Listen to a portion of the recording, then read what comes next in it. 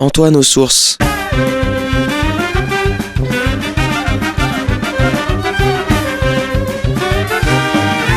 Une émission présentée par Jean-Marie Alafort.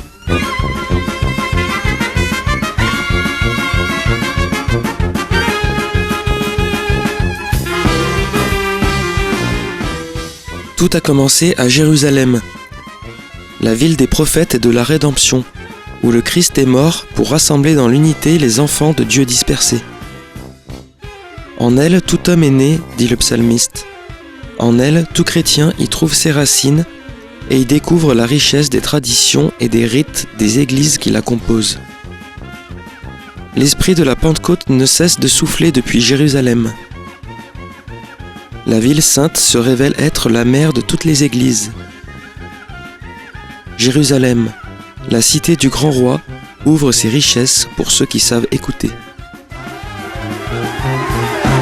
Dans le cadre de notre série d'émissions sur les rois d'Israël, nous poursuivons cette semaine notre lecture du premier livre des rois et nous allons voir comment un prophète va annoncer à Jéroboam qu'il va devenir le roi des 12 tribus d'Israël.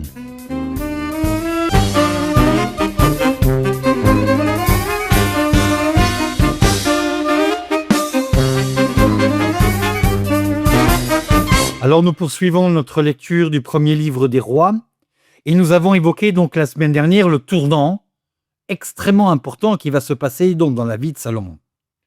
Salomon est le choisi de Dieu. Salomon est celui sur qui la bénédiction divine repose. Salomon, c'est l'homme de la richesse, de la sagesse et aussi un véritable administrateur du point de vue donc politique. Mais il va commettre, et nous l'avons lu longuement donc la semaine dernière, un véritable péché qui est impardonnable, celui de l'idolâtrie. En multipliant les femmes, en multipliant les concubines, il va faire rentrer donc à Jérusalem les dieux étrangers. Et il va y avoir donc aux environs de Jérusalem, sur cette fameuse montagne qu'on appelle encore aujourd'hui la montagne du scandale, eh bien, des statuettes, des temples consacrés donc aux divinités étrangères. Et Dieu dit clairement à Salomon qu'il va lui retirer la royauté.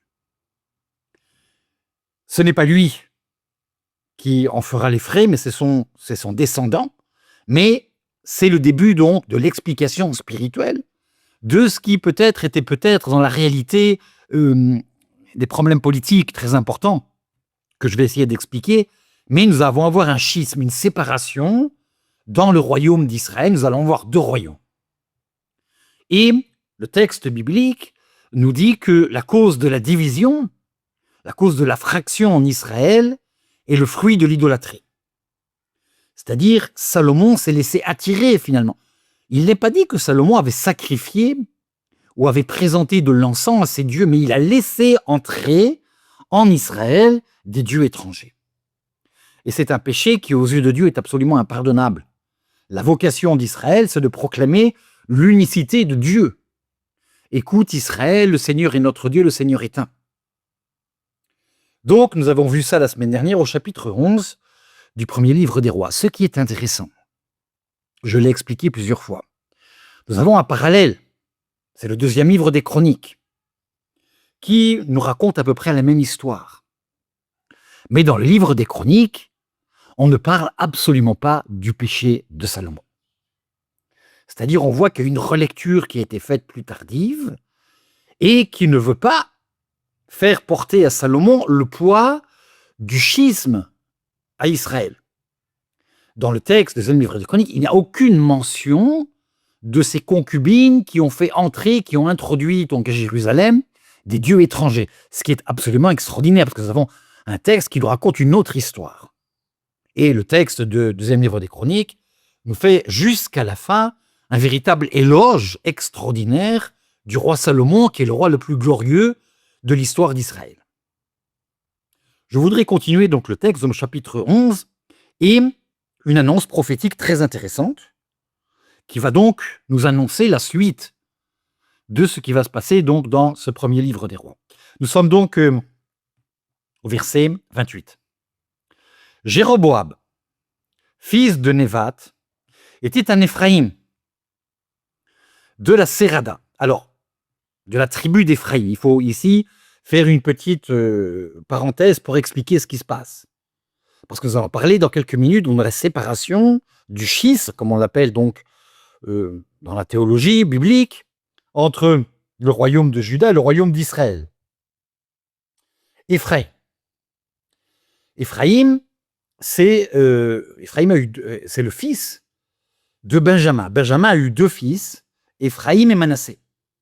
Et dans le partage des tribus, il y a ce qu'on appelle la demi-tribu d'Éphraïm et la demi-tribu de Manassé. Benjamin n'est pas une tribu en tant que telle. Il n'y a pas de tribu de Benjamin. Mais les descendants de Benjamin, Benjamin, c'est le dernier fils d'Israël, de Jacob, le plus aimé. Celui qui était aimé de son père. Souvenez-vous, il ne voulait surtout pas l'envoyer en Égypte. Il avait peur de le perdre, comme son fils Joseph.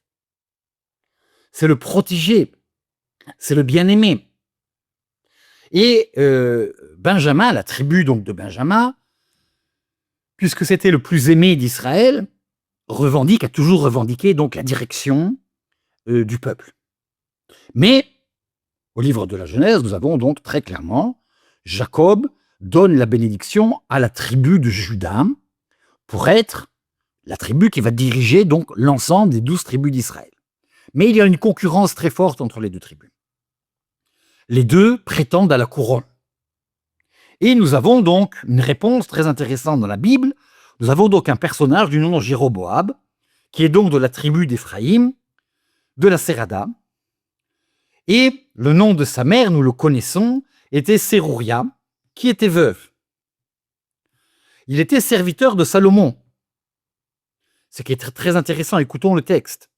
Il était serviteur de Salomon, et il leva la main contre le roi. Voici à quelle occasion. Il leva la main contre le roi. Salomon bâtissait le Milo. Il fermait la brèche de la cité de David, son père. Cet homme, Jéroboam, donc qui est de la tribu d'Éphraïm, donc descendant de Benjamin, il faut bien le rappeler, était vaillant et capable. Alors la traduction ici, Mesougal, c'est un peu difficile de traduire. C'est-à-dire quelqu'un qui était compétent. Salomon avait remarqué le jeune homme pendant qu'il travaillait. Aussi l'avait-il désigné pour le surveiller, pour surveiller toute la corvée de la maison de Joseph. À cette époque, comme Jéroboam était sorti de Jérusalem, alors le garçon, le jeune homme, sort de Jérusalem, eh bien il va rencontrer donc un prophète que nous connaissons par ailleurs, qui s'appelle Aria. Le prophète Aria de Silo le rencontra en chemin. Aria était couvert d'un manteau neuf, et ils étaient tous deux seuls dans la campagne. On imagine parfaitement donc, ils sortent de Jérusalem, et ils sont dans la campagne. Donc ce que l'on sait avec certitude, c'est qu'ils ne sont pas sortis du côté de Jéricho, parce que ce n'est pas la campagne, c'est le désert. Donc ils sont sortis du côté, si vous voulez, de En-Karem aujourd'hui, on dirait, ou du nord de Jérusalem. Donc ils sortent dans la campagne, couverts donc d'un manteau neuf. Iria, ou Aria, plus exactement, je traduis exactement le texte, a saisi le manteau neuf qu'il avait sur lui et le déchira en 12 morceaux. Il est prophète, nous dit le texte. Le déchira en 12 morceaux.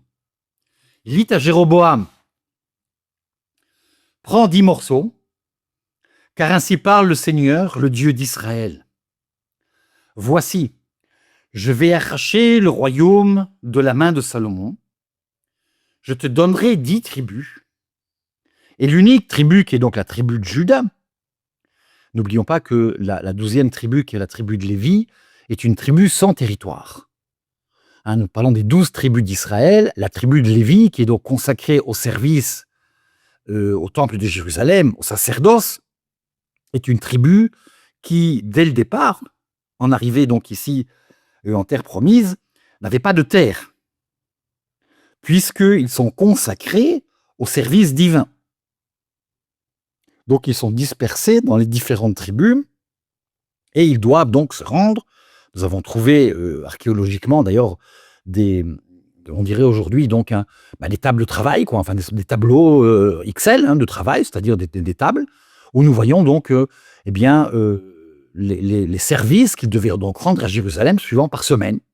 Ils devaient monter à Jérusalem, telle famille, telle famille, telle famille, de telle date à telle date. Un véritable calendrier très précis. Donc la tribu de Lévi n'a pas de terre. Donc il y a les 10 tribus d'Israël, plus la tribu donc qui est visée ici, qui est donc la tribu du roi Salomon et de David, qui est la tribu de Juda. Donc il donne 10 tribus. C'est quand même un sacré gifle, hein. Faut bien comprendre le contexte. Écoutons bien le texte. Les 10 tribus d'Israël sont données donc à Jéroboam, et le prophète lui annonce très concrètement ce qui va se passer. Et l'unique tribu qu'il aura, ce sera à cause donc de son père David, donc évidemment David qui est le fondateur de tout, et à cause de la ville de Jérusalem que j'ai choisie parmi toutes les tribus d'Israël. Ce qui est intéressant dans ce texte-là, c'est que même si la tribu d'Éphraïm ou de Benjamin, si vous voulez, la descendance de Benjamin, a toujours revendiqué la royauté, Jérusalem reste un statut particulier. Jérusalem, d'une certaine façon, est vue dans la Bible, et particulièrement chez les prophètes, comme quelque chose, comme une ville extraterritoriale. Ce qui est très intéressant de voir que ce terme sera repris beaucoup plus tard, il ne sera jamais appliqué. Jérusalem, tout le monde lui dit mère, car en elle, chacun est né. C'est ce que nous dit le psaume. Mais personne, nous avons toujours cette idée, surtout dans le droit occidental, du droit de propriété. Nous pensons que nous possédons. Et le texte, ici, nous débloque complètement cette idée. Jérusalem est une ex-propriété. Il n'y a pas de propriété. Personne n'est propriétaire de Jérusalem. Il donne aux 10 tribus d'Israël un terrain, véritablement donc un lieu, une propriété. Jérusalem n'est pas du tout dans cette catégorie-là. Jérusalem, ce n'est pas une propriété. Jérusalem, c'est une ville à part. Écoutons le texte encore une fois. Jérusalem que j'ai choisi parmi toutes les tribus d'Israël. C'est-à-dire Jérusalem reste encore, dans cette vision biblique et prophétique, la ville de tout le monde. Certes, c'est la tribu de Juda qui va gouverner la ville du point de vue administratif, mais la ville a un statut donc particulier. Je crois que ça fait plus de 34 ans que j'habite ici. Ça commence à faire. Une des choses qui me marque, et nous nous trompons souvent par rapport à Jérusalem, c'est qu'en fin de parcours, Jérusalem nous oblige à penser quelque chose d'autre. Il y a ici quelque chose de paradigmatique. Jérusalem, les Juifs se l'attribuent en disant c'est à nous, les chrétiens se l'attribuent en disant c'est à nous, et les musulmans se l'attribuent en disant c'est à nous. Mais elle n'est à personne en fin de parcours. Parce que Jérusalem est aussi bien en juifs, et on ne peut absolument pas le nier, elle est aussi bien aux chrétiens, elle est aussi bien aux musulmans, et elle est aussi bien à la personne athée. Pour la bonne raison, c'est que de cette ville est né le fondement même de la civilisation occidentale, et j'ai envie de dire même de la littérature. Puisque le premier grand livre de l'histoire de l'humanité, c'est la Bible.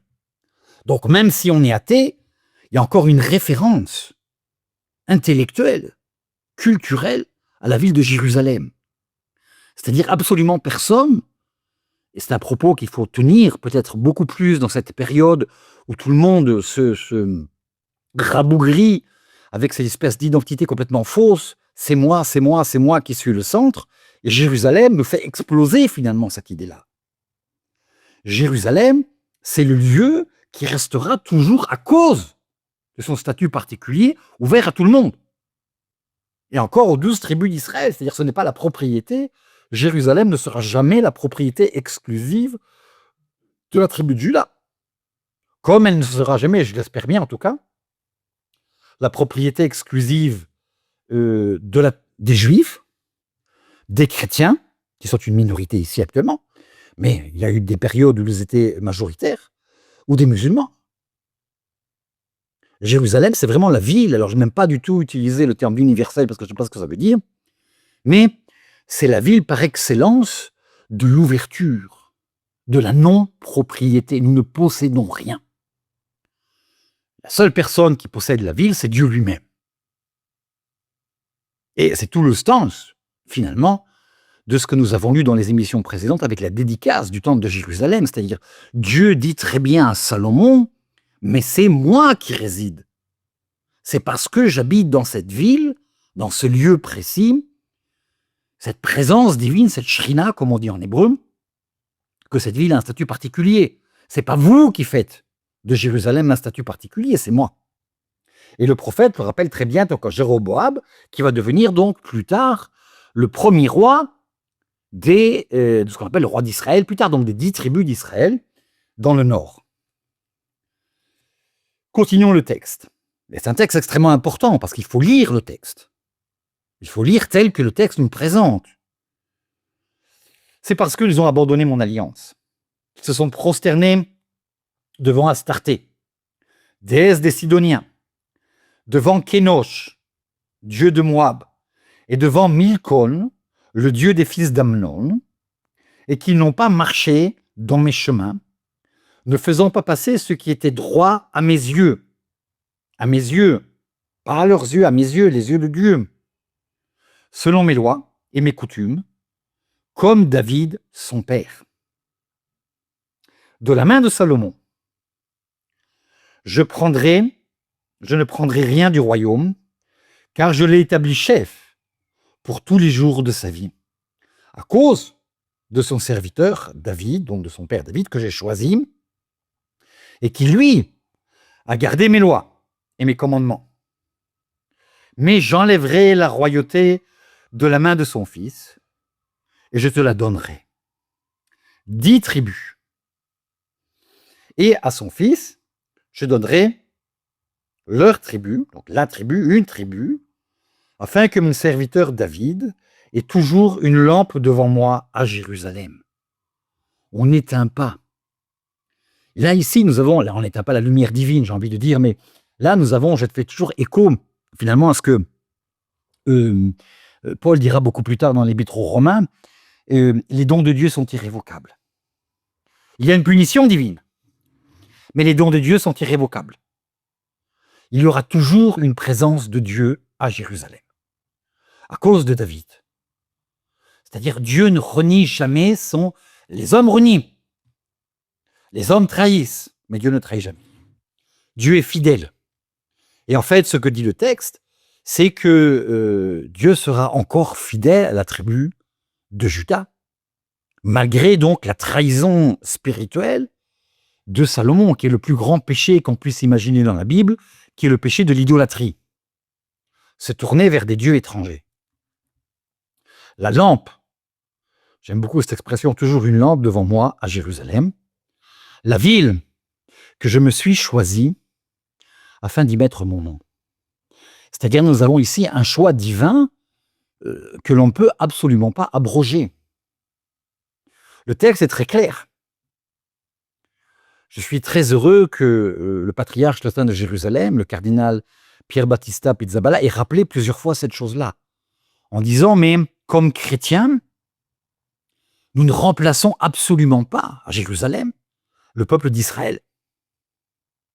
Dieu reste fidèle. Alors bien sûr, c'est le message du Concile Vatican II, ça nous paraît tout à fait évident de le rappeler, mais il vaut mieux le rappeler dans cette époque, où on mélange un peu tout, entre la politique et le spirituel, mais il rappelle de façon très claire, le cardinal Pizzaballa, c'est que les promesses de Dieu sont irrévocables, et que la fidélité de Dieu à Israël est absolument irrévocable. Et que l'Église, qui peut-être au XIXe siècle, au début du XXe siècle, ou dans certaines constellations, a pensé qu'elle remplaçait le peuple d'Israël. Mais vous voyez que le texte ne parle absolument pas de remplacer personne. Dieu est fidèle à son alliance. Les dons de Dieu sont irrévocables. Donc le texte est extrêmement clair, et il va citer d'ailleurs ce texte-là, pour montrer la fidélité divine. Écoutons. Il faut écouter, il ne faut pas lire, il faut écouter le texte. Si tu écoutes tout ce que je te prescrirai, Si tu marches dans mes chemins, si tu fais ce qui est droit à mes yeux, gardant mes commandements et mes lois, comme l'a fait ton serviteur, mon serviteur David, je serai avec toi et je te bâtirai une dynastie stable comme celle que j'ai bâtie à David. Je te donnerai Israël. J'humilierai la race de celle de la race de David, mais pas pour toujours. Dieu est fidèle à son alliance. Nous terminons le texte par ce dernier verset. Je ne veux pas y parler aujourd'hui donc de la fin de la vie de Salomon. Je vais en parler un peu plus tard pour faire une sorte de résumé de tout ce personnage dans la prochaine émission. Mais le texte se poursuit par ces 2 versets. Salomon chercha à faire mourir Jéroboam. Évidemment, Salomon a entendu donc la prophétie de Rehabiam et il veut faire donc, bien sûr, son concurrent, celui qui va donc devenir le roi d'Israël. Il veut le faire donc tomber.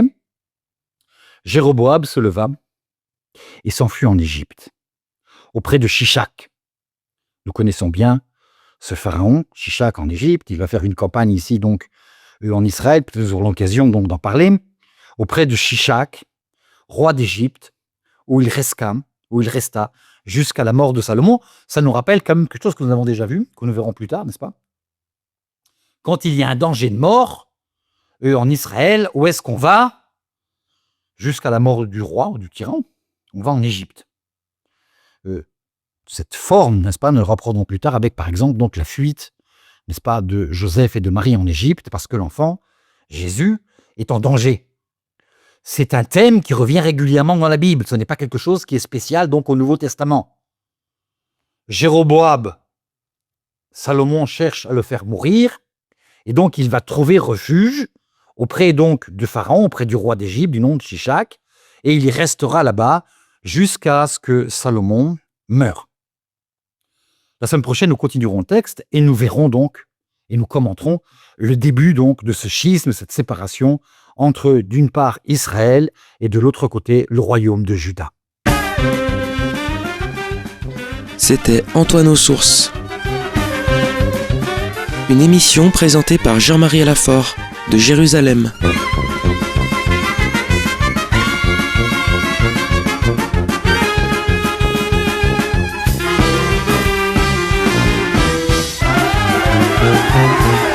Dans le cadre de notre série d'émissions sur les rois d'Israël, nous avons poursuivi cette semaine notre lecture du premier livre des rois et vu comment est-ce que le prophète Rehabiam a annoncé à Jéroboam qu'il serait roi sur 10 tribus d'Israël.